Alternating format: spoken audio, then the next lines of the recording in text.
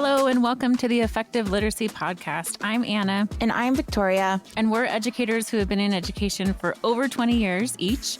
And we're coming together to work out and make sense of some of the new research and expert perspective around reading instruction. Recently, there have been many experts weighing in with their opinion on what works when it comes to reading instruction. But actually, this isn't new. As you may have heard in our first episode, the debates about reading instruction and the role of phonics have come and gone many times since the 1950s. However, Victoria and I know that even though there are many components to reading, reading is actually only one component of literacy, which is complex and needs to be examined. And as we know that teaching multilingual learners to become literate in their additional language is even more complex. We are talking to multilingual experts and literacy experts to really better understand how to support our students to become literate adults by the time they exit our educational system. So today we are excited to be chatting with Dr. Jody Slavick. Dr. Slavick is one of the contributors to the National Committee for Effective Literacy's white paper on comprehensive effective literacy policy and instruction for English learner emergent bilingual students. She currently serves as the Director of Professional Development for the Literacy Squared program at the BUENO Center at the University of Colorado Boulder. She received her master's degree in Bilingual Special Education and her Ph.D. in Education Equity and Cultural Diversity. Prior to obtaining her Ph.D., Jody worked as a classroom teacher, instructional coach, and district resource teacher in bilingual education and English as a second language programs. So welcome, Jody. Thank you. I'm excited to be here. Thanks for having me. Jody, that's a pretty big resume there. We are excited to hear your perspective. We want to start with the first question, really just to lay the groundwork on what we have been discussing and thinking. So from your perspective and from all of your expertise, what does effective literacy instruction look like and sound like? Starting off with the big question. I think for me, being in the field of bilingual and multilingual education, language obviously is at the forefront of what I think about when I think of literacy. And sometimes, as classroom teachers, we immediately go to, what is it going to look like in my 75-minute, 90-minute block or whatnot, because that's what we have time for. That's the reality, right? We want to know exactly what it should look like at that time. But if we can take just a minute to step backwards just a little bit and to think broader about what literacy really is and how it's really connected to language, how it's connected to cognition.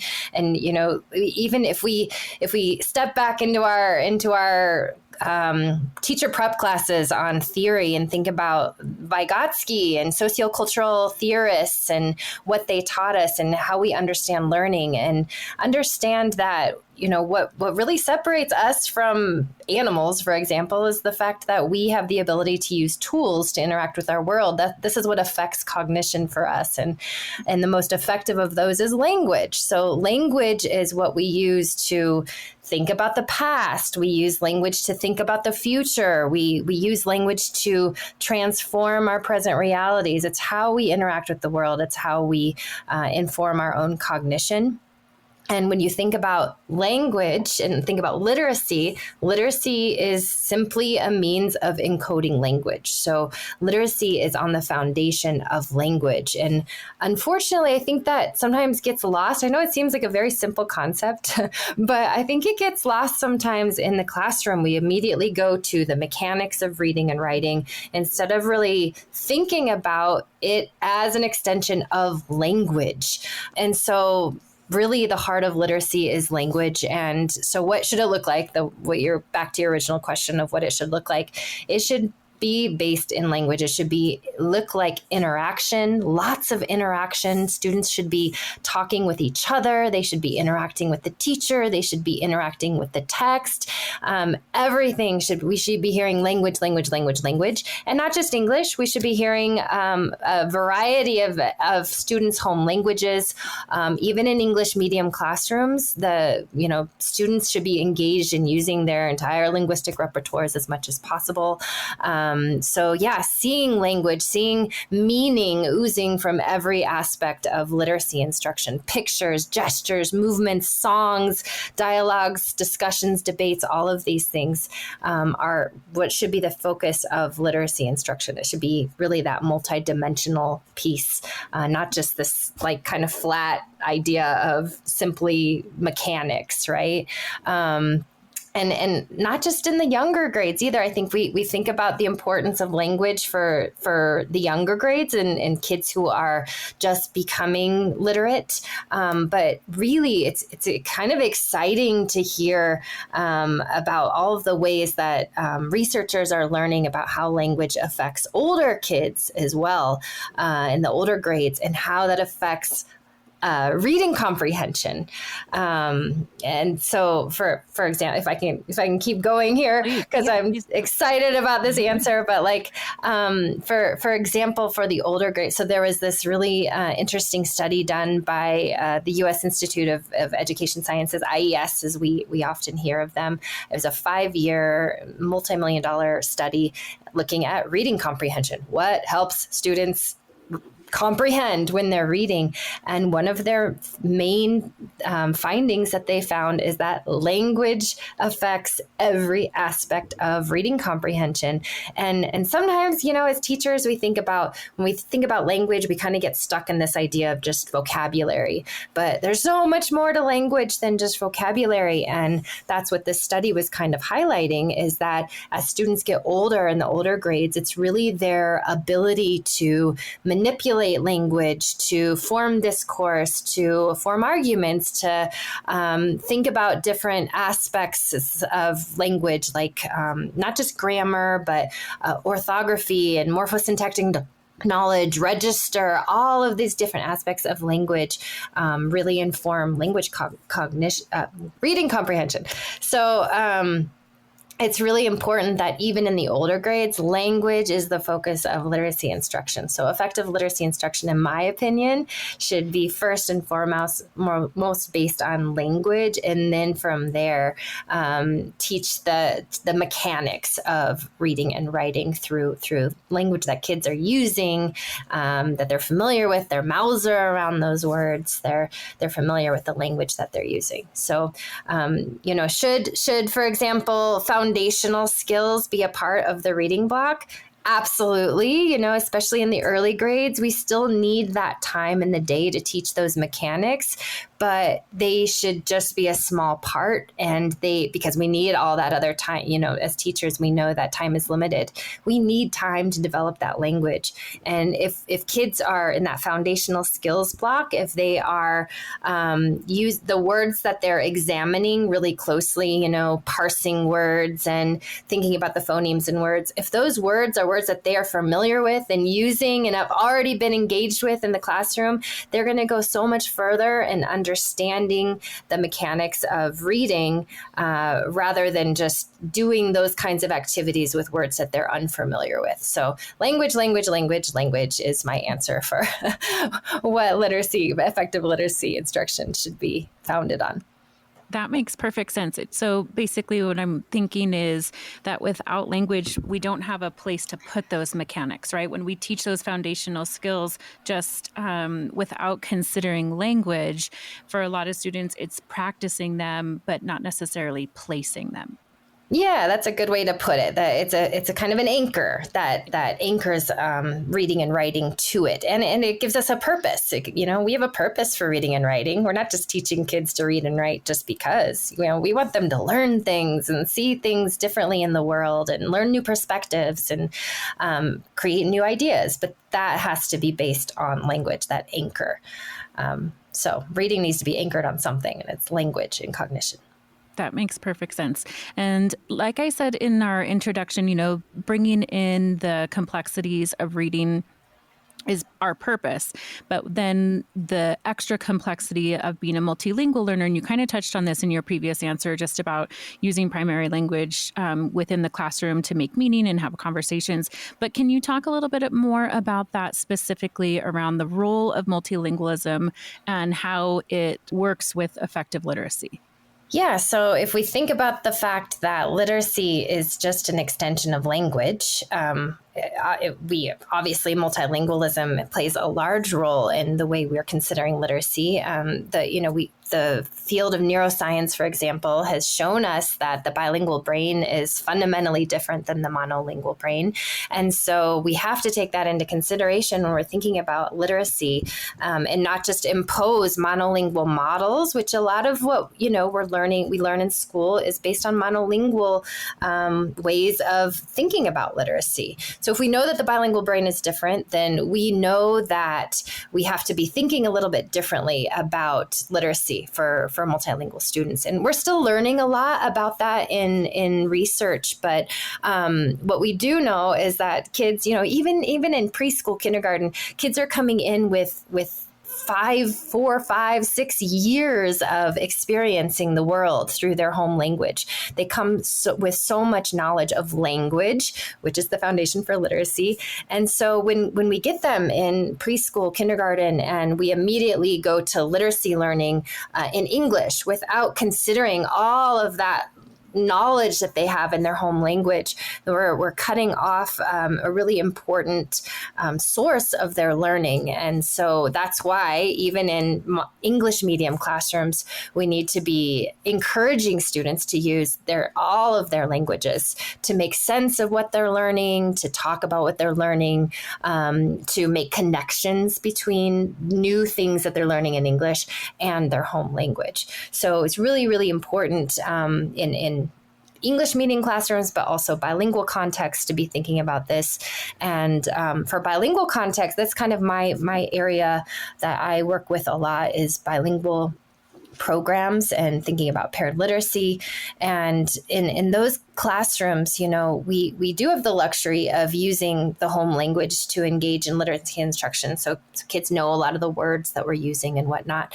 But what's really important is to think about the internal structure of that language, of that home language, and how it's going to inform literacy. It's going to be different than how we go about it in English, for example.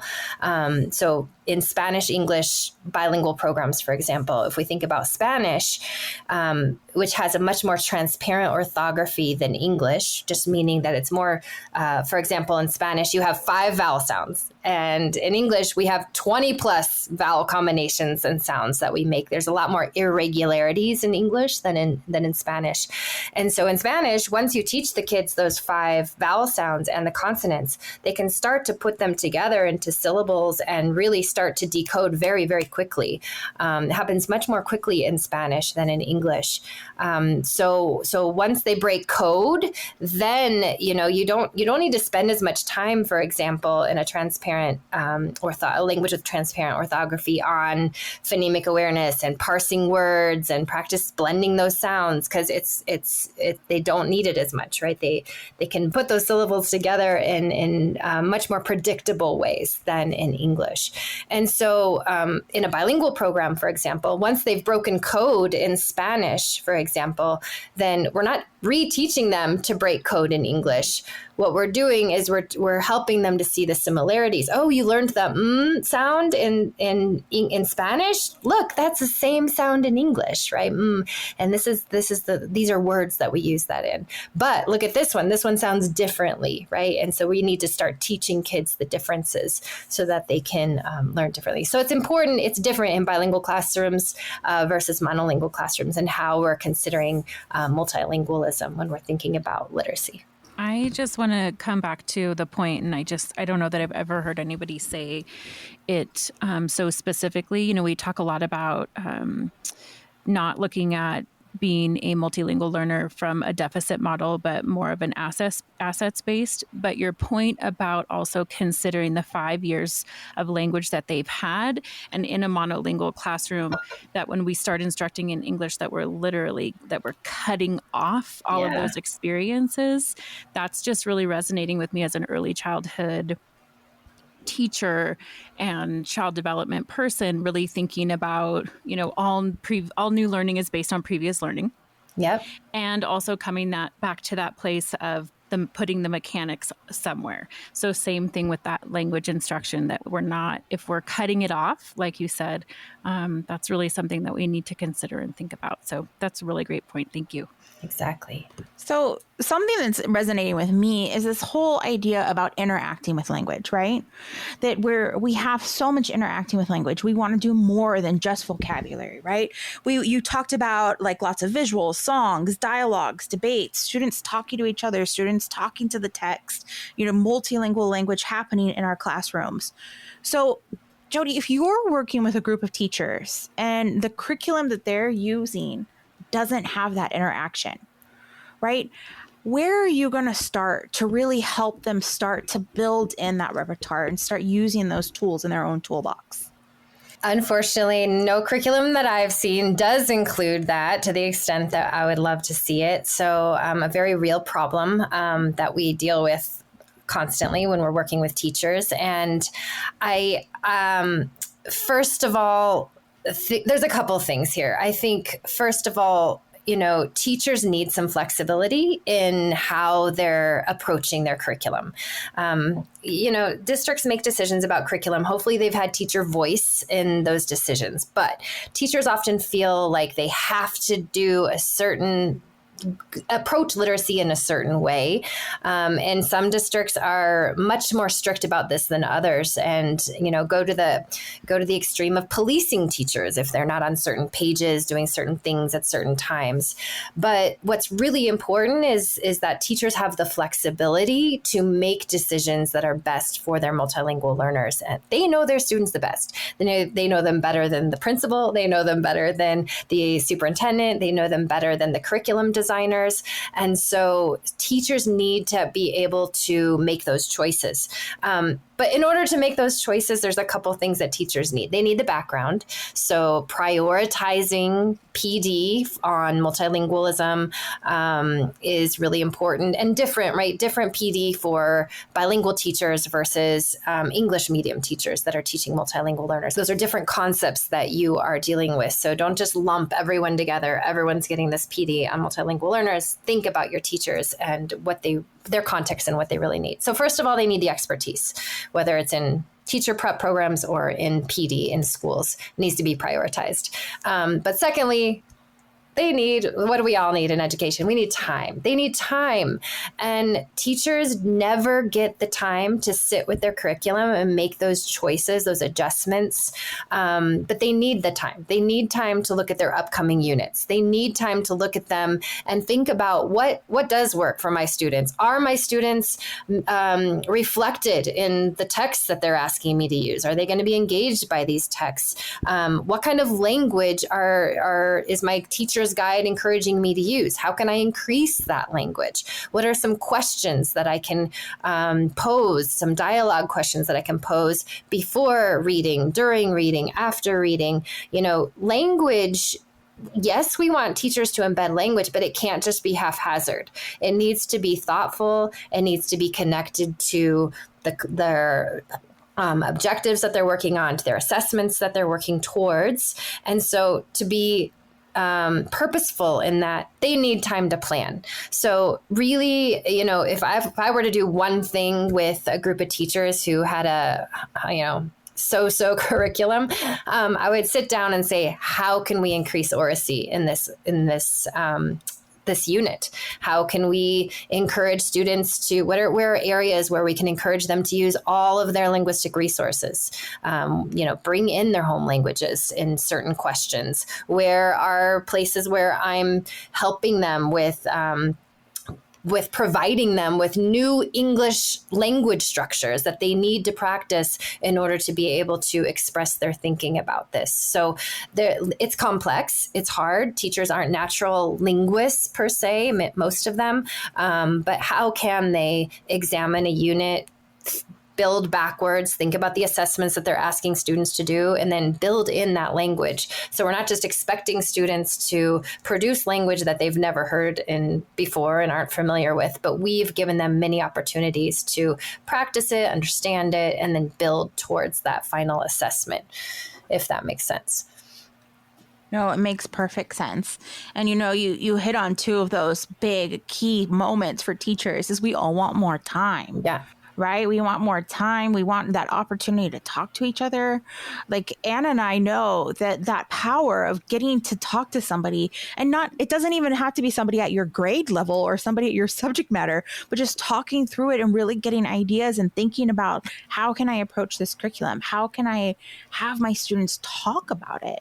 How can I encourage that language to happen in my classroom? And so I love that you hit that time, that prioritizing PD, which we know is really our administrators need to make sure that they're providing that time, that they're prioritizing our PD, and then really just, thinking about how can we increase oracy? And if that's the ultimate goal here, what can we do to make sure it happens? Yeah. Now, I want to just switch for a minute.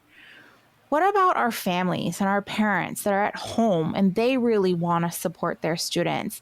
Now, this might be, a multilingual family. It might be a monolingual family, but how can our families really support this linguistic and this language play? Well, all of us in this field, at least, know the importance of the home language. The home language is so incredibly important. What I think we miss sometimes is that we have to be sending the message to parents and kids over and over and over again that their home language is valuable and that it is going to only help in literacy development, whether that's literacy development in the home language or literacy development in English. There's so many societal messages out there telling parents and kids that their home language is not as valuable as English. The hegemony of English is just overwhelming. So we as educators and in schools need to work extra hard to constantly send the message to parents, not just at a one and done kind of a meeting, but constantly, how are you using your home language at home? Keep speaking in your home language at home with your kids. And, if I'm talking directly to families, I'm constantly telling them, talk with your kids in the home language, sing songs, new songs, old songs, raps, poetry. I don't know. I don't care what it is, but just riddles, all of these things, those are all sophisticated forms of language. And so the more students, kids and parents are talking with each other in the home language, they're expanding their language repertoires, right? Even if it's in the home language, all of that linguistic knowledge and flexibility is going to transfer into school, into English, into the home language if they have the privilege of continuing their literacy journeys in their home language. So those are a couple of things. And then I think with literacy, sometimes schools are they feel this obligation to have these family literacy nights, for example, right? But how can we, this is, if you really think about it, this is really imposing a white English-centric kind of way approaches to literacy onto parents. Instead, I would just encourage schools to think about what are ways we can learn from parents? How can we learn about funds of knowledge? Is the time better spent bringing all of them in and imposing our beliefs on them, or could the time be better spent sitting with families and having, maybe it's home visits, maybe it's, it doesn't have to be formal either. It can be in the hallways, before school, after school, during breakfast. These are all times that teachers can go and sit and find out as much as they can from families. What are their funds of knowledge? What kinds of language are the students using with their moms, with their dads, with their cousins, with their neighbors? You'll learn so much about language just from observing kids in different kinds of settings with different people. So that's kind of what I would suggest for families. Jody, I'm going to echo something that Anna had said earlier, that I just really appreciate how you're really bringing forward everybody's assets, right? Like you're clearly saying, like our parents, our families, they have so much to teach us, and we can learn from them in the smallest, most informal manners. We don't have to have these big nights where we are the givers of information, that we could really, ask those inquiry questions of them. And I just love that you're reminding us that everybody has something to teach us and something to learn. So I want to just thank you for that. And parents it doesn't have to be reading. They don't have to sit down with a book and read with their kids to increase literacy, knowledge and skills. These things, storytelling, parents need to know that storytelling is just as important of a literacy skill as reading a book. Sometimes we are constantly telling parents to read with their kids, but families aren't always comfortable with that. So just using their home language in creative and fun ways can go a long way for kids. And I think what also is resonating with me is this idea of partnership. That literacy is not a, one person responsibility or even privilege, right? That it's not just my privileged role as teacher to become, the expert and to pass on my expertise, but that if we think about, the school as a place of partnership, that helps us to really consider what everybody's bringing to the table and then building literacy from there. And I think that just feels so much better than right? Yeah. Yeah. Yeah, I love that. Okay, well, Miss Jody, you have given us so many things to think about. But before we let you go, we, of course, Victoria and I are book lovers, and Victoria is always sending me things to read, and I'm sending her things to read. So we are wondering a couple of things. First question, these are both tricky. What are you currently reading or writing? And it might be something personal or professionally, in your educational world, or just something that you're reading or writing for fun. So that's our first question. Well, I work for the BUENO Center at CU Boulder, and we have a book club. And so the book that we're currently reading is called Why They Hate Us by Lindsay Perez Huber and Susana Munoz. And it's really it's kind of a terribly depressing book, but talking about how racist rhetoric impacts education, and just kind of thinking about the Trump era and how that affected immigrant students yeah, so that is one, and it's fabulous and really great, but a little depressing, of course. And the other is that, I guess both of these they're professional, but I just picked up the book Rooted in Strength by Cecilia Espinosa and Laura Esensi Moreno, and it really a teacher-friendly book on how, if you are a monolingual teacher and trying to bring translanguaging in to support reading and writing, like how do I actually do that? What should it look like? That book is one I just picked up and been looking through, and it's really positive.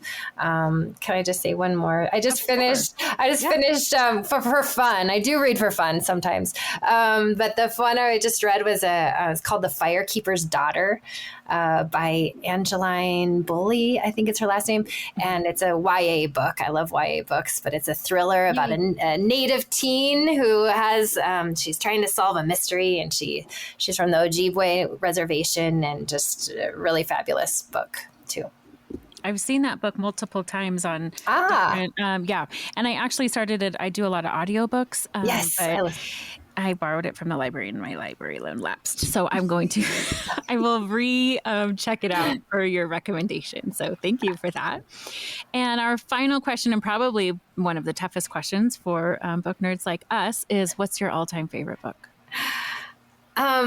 There's so many, but I think my favorite or most impactful book was Bless Me Ultima by Rudolfo Anaya. I was in 7th grade. I was in art class, and my art teacher read it out loud to us.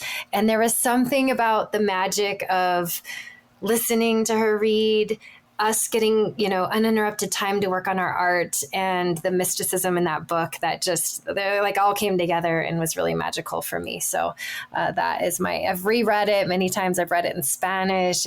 Every time I enjoy it. That's so awesome. And I think such a great kind of tying the bow for this whole conversation about bringing literacy into the classroom, using it as a way to connect, as a way to have conversation, as a way to reflect on our own selves, as well as coming back to it multiple times just for good memories and purposes. So thank you so much, Dr. Slavick. I am so appreciative of everything that you have shared with us. Hopefully we will get to speak with you again soon.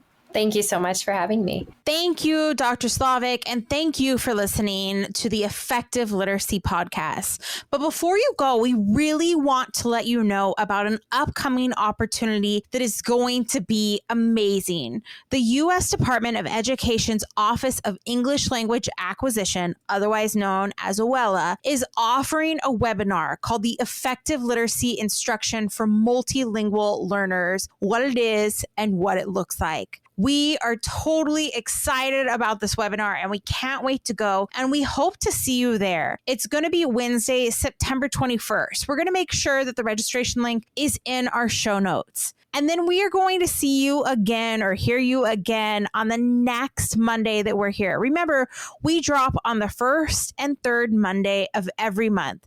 So on the next episode, Anna and I are really going to spend some time talking about our first 3 interviews with Dr. Olson, Dr. Escamilla, and Dr. Slavick. We're going to make an effort on really centering the episode on how these interviews help us better understand literacy and how they stretch our own thinking. So make sure to tune in and join the conversation. We'll see you then.